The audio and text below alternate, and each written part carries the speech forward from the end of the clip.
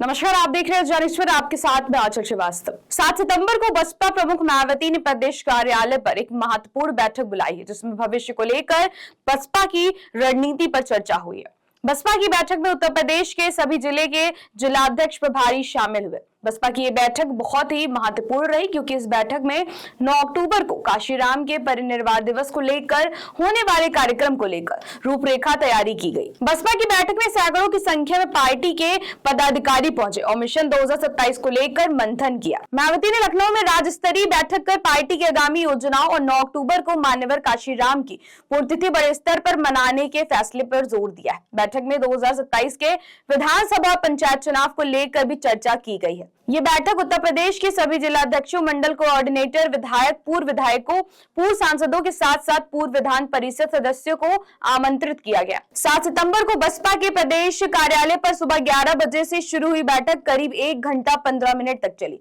और इसी दौरान मायावती ने सभी पदाधिकारियों को आवश्यक दिशा निर्देश दिए।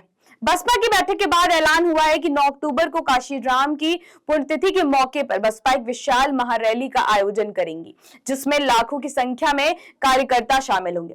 पार्टी कार्यकर्ताओं को निर्देश दिए गए हैं कि ज्यादा से ज्यादा लोगों को इस कार्यक्रम में बुलाया जाए। ऐसा माना जा रहा है कि इस आयोजन के माध्यम से मायावती अपनी राजनीतिक शाख को मजबूत करने का प्रयास करेंगी। इसके साथ ही 9 अक्टूबर की रैली में 2027 के विधानसभा और पंचायत चुनाव को लेकर भी संदेश दिया जाएगा। बसपा की तरफ से इस बार जो विशाल महारैली की जाएगी, उसके जरिए कहीं ना कहीं बसपा प्रमुख यूपी में अपना शक्ति प्रदर्शन भी करना चाहेंगी, क्योंकि जिस तरह से बसपा इस समय राजनीतिक रूप से काफी कमजोर है, उससे ऐसा अंदाजा लगाया जा रहा है कि शायद इसी बैठक के बाद बसपा की तरफ से जिलों में चुनावी तैयारी को और ज्यादा धार दी जाएगी। फिलहाल बसपा की जो बैठक आयोजित हुई है, इसमें बसपा के राष्ट्रीय संयोजक आकाश आनंद मौजूद नहीं रहे। आकाश आनंद की गैर मौजूदगी को लेकर कई तरह के सवाल भी उठे। ऐसा कहा जा रहा है कि आकाश आनंद अभी यूपी के बाहर फोकस कर रहे हैं। दूसरे राज्यों में बसपा का जनाधार बढ़ाने के लिए आकाश आनंद को जिम्मेदारी दी गई है। उसके साथ ही बिहार में आकाश आनंद की कई रैलियां होने वाली हैं,